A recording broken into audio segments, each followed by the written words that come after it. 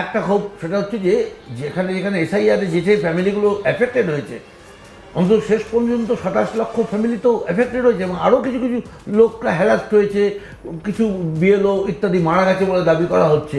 যদিও আমি তার সত্যতা কতটা কী আছে না আছে জানি না, কিন্তু এটা ঘটনা একটা তো প্রচার তো হয়েইছে। তার জন্য কোনো মানুষের ভেতরে কোথাও একটা তার বেদনা থাকতে পারে, তার ক্ষোভ থাকতে পারে, সেটা একটা যেমন হতে পারে। আবার উল্টোটাও হতে পারে যে এসআইআরের জন্য একটা কথা কিন্তু বাজারে রটে গেছিল যে ভোটটা না দিলে যদি আমার নামটা কেটে যায়, যদি নাগরিকত্ব চাই। আমি প্রভাত বাবু আপনার কাছে আসবো, পরের গ্রাফিক্সটা আপনাদেরকে দেখাবো।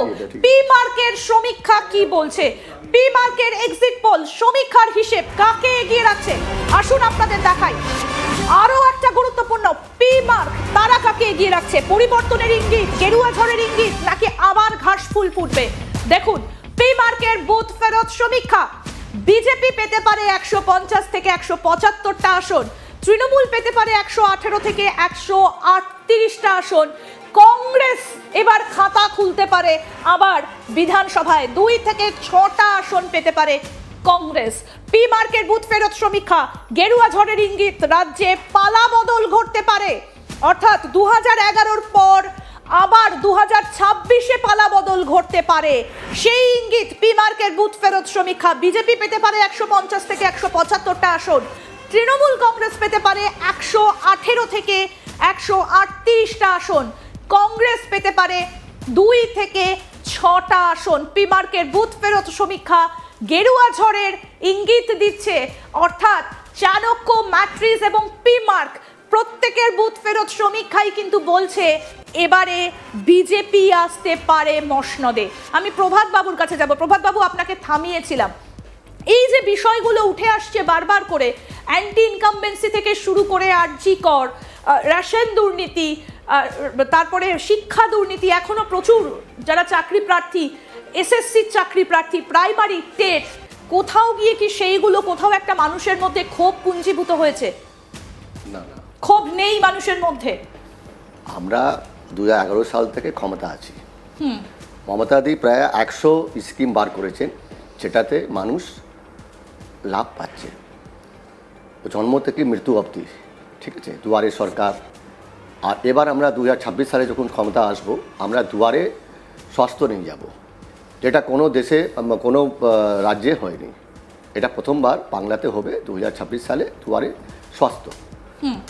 যেটা আপনি বলছেন দুর্নীতি দুর্নীতি দাদা বলছেন বারবার, দুর্নীতি শুনুন, দুর্নীতি তো বিজেপি করেছে। कालाधन लाएंगे, 15 लाख आएगा अकाउंट में, अच्छे दिन आएंगे, কোথায় গেল?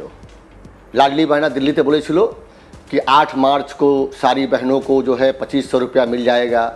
आज के प्राय 14 থেকে 16 মাস হয়ে গেল, দিল্লিতে 4 আনা পয়সা পায়নি। 2500 ছেড়ে দিন। বিহারে বলেছিল 10,000 টাকা দিয়েছিল, তারপরে ফেরত নিয়ে ওখানে বুলডোজার না কি চালাচ্ছে। বাংলায় তো বলেছে 3,000 টাকা अन्नपूर्णा योजना, যুবদেরকে 3,000 টাকা দেবে।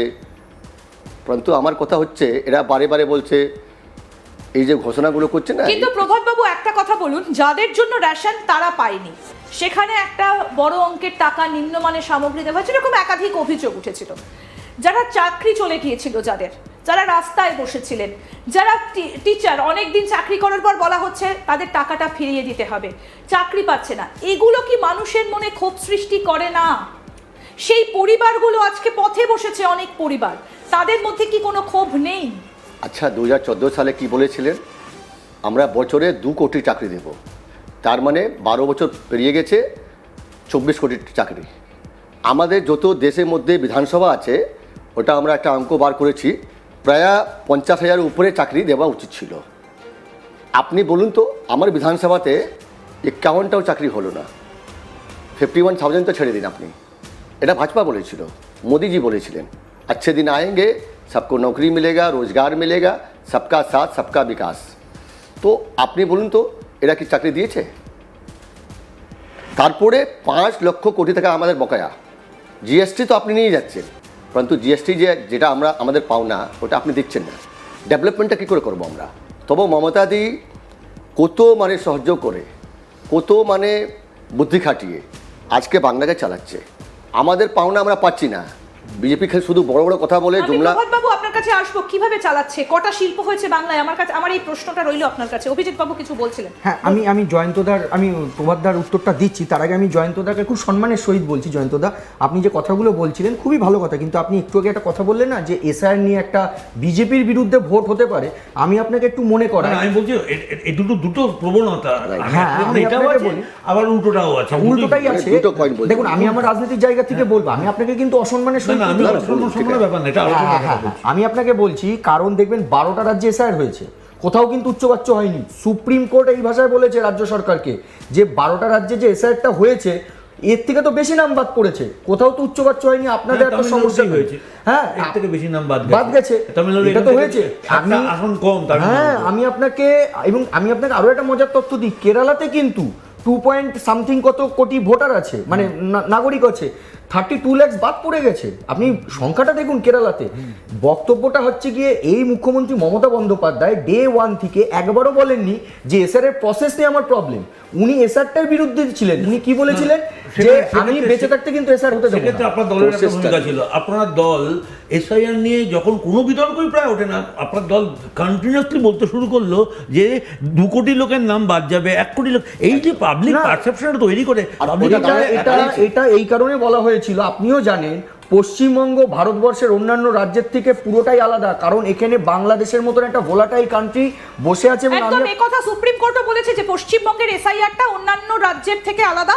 আমি এটা সুপ্রিম একটা কোর্টের ভাষায় নজির। কথা বলছি। এটা শুধু একটা তাই নয়, নজির এখানে হয়েছে। অনেকটা বর্ডার ফেন্সিং হয়নি। এই গত সপ্তাহে আমি আপনাকে বলছি, কলকাতা হাইকোর্ট আমাদের ভূমি রাজস্ব দপ্তরকে বকাবকি করেছে যে এখনো কেন 127 কিলোমিটার আপনারা ভূমি দিতে পারেননি বিএসএফ কে বলার ঠিক, পরেও। ঠিক। এবং হ্যাঁ, এবং তার জন্য তারা একটা ফাইনও ধার্য করেছে।